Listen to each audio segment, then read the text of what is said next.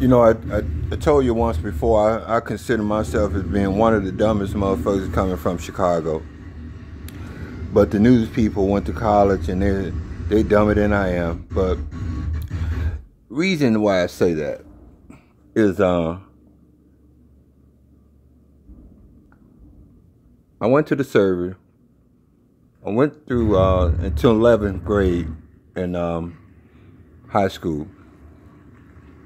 Same high school that Michael Jordan's wife graduated from. Finger High. I went to the service, came back, and then I graduated from Lincoln Tech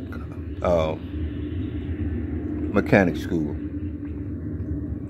Even though I was working in the motor pool and I was working on nuclear missiles too in the service, my MOS. 16 Bravo and 16 Echo. We didn't, though it was a city college, if you want to call Lincoln Tech, or technical college,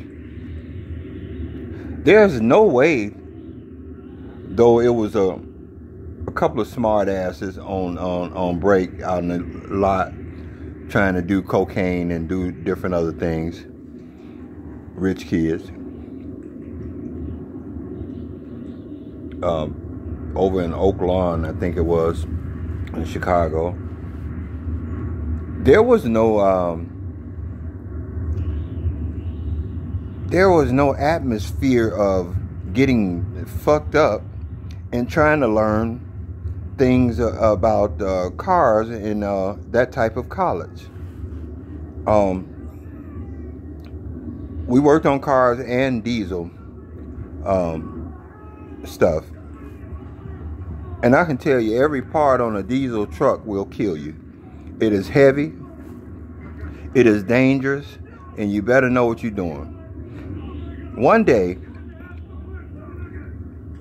I was messing around with some air brake. It almost looks like a canister with a ring around it with the bolt that goes straight down through it. Not paying attention at Lincoln Tech. And I was unloosening the band around this. Man, what does it look like? It just looked like two steel cups put together with a band around it. It's steel with a bolt that goes through it. What it is part of the air brakes for a semi. And I was messing with the band that holds both of these things together, not knowing it's a coil spring inside of it. Until the instructor told me, man, what the hell are you doing? All I had to do is a couple of more turns and I would have been dead. So I guess there's nothing dangerous in colleges that you go to. It's different from a trade college, I guess, but you know, it's dangerous not to pay attention to what you're supposed to pay attention to. But I guess your diploma, your master's degree or whatever is guaranteed to you if your father or someone pays this astronomical fee. Your master's degree must be guaranteed to you, because why else would you cloud your mind and the tests and the things that you have to go through, take a chance that you'll fail in it. So I guess it must be guaranteed. If you pay $100,000 a year, or how many years you have to go to college, it is guaranteed that you get your master's degree no matter what, I guess. Because why, if not, why does this frat party start? Why does everybody get all fucked up and become addicts and you can't recover from an all-night party and concentrate on work that you need to do as far as trying to graduate. It is a proven fact to me. I want to sleep a couple of days. I can't concentrate. And if you have an upcoming test on the days that you decide to get fucked up, what happens then? So I guess it must be guaranteed to you, because most of the people come out of college is really average in their fields, if that. So when did the concept of getting blowed and having beer parties and orgies or whatever y'all have come into play with trying to get the elite education that most people can't afford or don't have the opportunity to get? It must be guaranteed. Well, okay, that's all fine and good.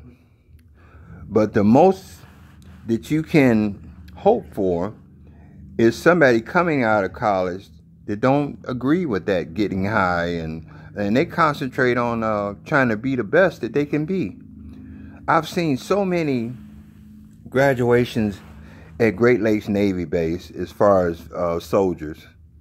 And when they graduate, I feel like they're my sons graduate. I was a janitor there for 2 years, working at the Navy Hospital in Great Lakes. So I've seen all the graduations. I had to clean up the toilets and all that stuff. I didn't mind. I really didn't, because I was getting $20 an hour or something like that. I didn't mind. It was just I was happy to be working, because I was still in a year-long drug program called Icarus 2 in North Chicago. And we got a chance to network and get a job, put our money in patient funds, and go on about our day until we graduated out of that program, which was a year-long program. How many people go to a year-long program? Not many. Not many. They won't stay there that long. I knew enough that a 30-day program wouldn't do me any good. If I'm getting high for 30 years,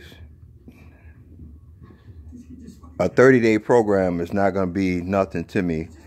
It takes 7 months for you to totally stop thinking about getting high. 7 months. And then you slowly start getting your responsibilities. Well, you get your responsibilities back, or you get kicked out of the program. I got kicked out one time by having thousands of dollars in my pocket instead of putting it in patient funds. Though I didn't do anything with it, I just wanted to keep the money on me to show that money wouldn't trigger me. But I would always bring it out and pay different things. Till my counselor say, "Stuart, did you put your money in patient funds?" I said, "No, it's right here." He said, "Let me see it." And it was like $3,000 or $4,000. He kicked me out of the program right away for not following the rules. And he was right, because it wasn't that money triggered me to get high. It was just it was other things, but it probably would have triggered somebody else. But I didn't follow the rules, and he kicked me out, and that was the first time I went in 2001 to 2002 if I would have made it. But I went back in 2003 to 2004, and I did pretty good in that program. So the same program, and I put my money in patient fund like they told me. But so I've seen these people graduate every cycle. They had the little white graduation Navy uniforms or whatever they were in, and it was just like my kid graduating. Every time I seen them, they were like little ducks and stuff, you know. And I've seen the parents. I've seen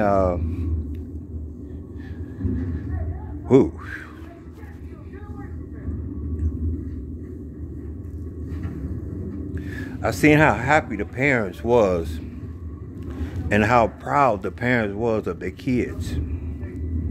I was proud of them too. I didn't know any of them, but I was proud of them too. Because you see, it took me a long time to finish anything. I could start something, but I would never finish it. And I thought about it.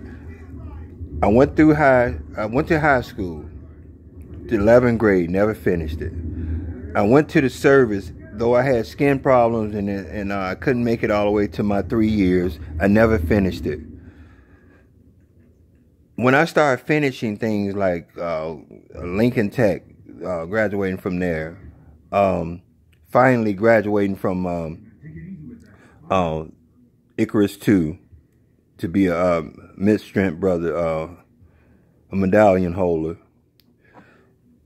When I started graduating from different things, when I graduated from Crossroads here, when I graduated from the aftercare here, when I graduated and got into my apartment and still here for 3.5 years, I started finishing things.